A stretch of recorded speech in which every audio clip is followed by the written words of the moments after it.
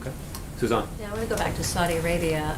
Would the president veto the legislation allowing relatives of the victims of 9/11 who would sue the Saudi government or other foreign entities who were shown to be directly involved in the 9/11 attacks? Well, Suzanne, given the long list of concerns that I've expressed about rolling back this core principle of international law, it's difficult to imagine a scenario in which the president would sign the bill as it's currently drafted.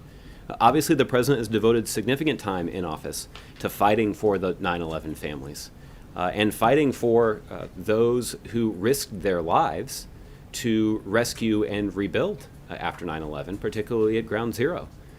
So the priority that the president places on these issues is well documented, and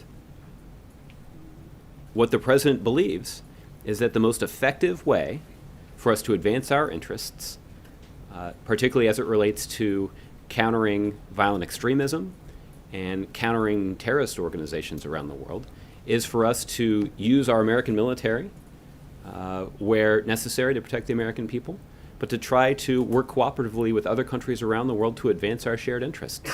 And since 9/11, we have seen a genuine focus on the part of the Saudis to countering those who seek to propagate extremist ideology. We recognize, and the Saudis now recognize, just how dangerous that is. And the United States and Saudi Arabia now work together to counter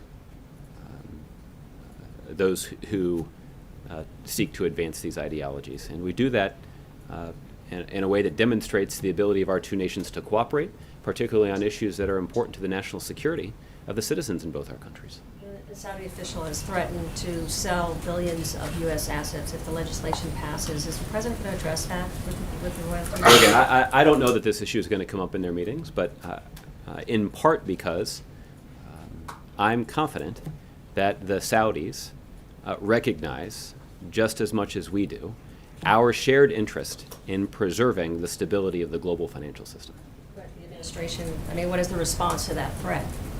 Well, again, I think that I feel confident in telling you that the Saudis recognize the shared interest that the United States and Saudi Arabia have in protecting the stability of the international financial system. Is the administration dismissing this threat? What is? Well, I think I've been pretty clear in answering.